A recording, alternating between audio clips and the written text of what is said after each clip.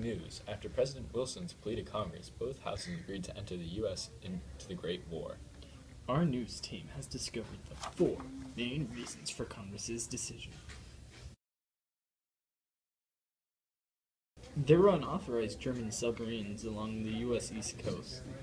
Germany's resumption of unrestricted submarine warfare in the spring of 1917 provided the final straw for U.S. politicians, causing Congress to declare war.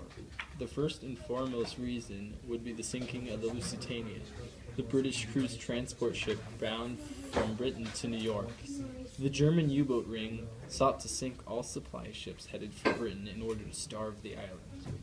It sank the Lusitania as part of its efforts. 1,195 people died, including 128 Americans. The Lusitania's sinking was the biggest influence on the American decision to enter the war. German submarine warfare, the Lusitania included in this, sunk many ships over the past several years. Had it not been for the Lusitania, the U.S. would have probably stayed out of the war.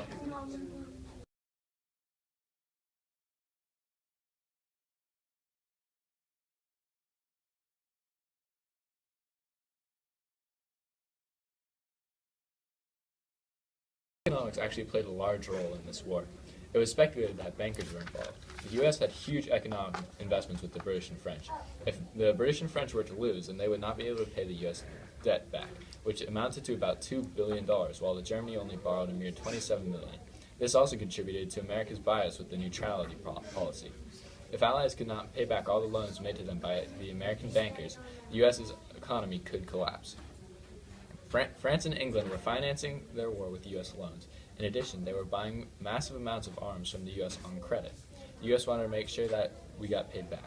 Germany also purchased arms, but in much more limited fashion, thus we were more inclined to assist the Allies in this war.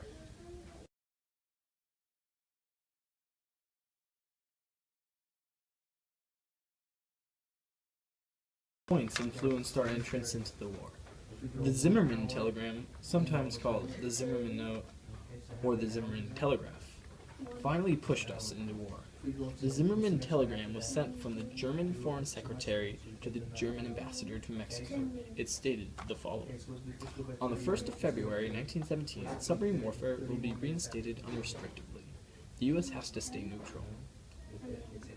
Germany proposed an alliance with Mexico on the following basis: if the U.S. goes to war, Mexico must fight on the home front in a financially supported alliance with Germany. If Mexico agrees to fight, they will reconquer New Mexico, Texas, and Arizona, states that we like to keep. The telegraph was intercepted by British intelligence and transmitted to the American government by the Brits.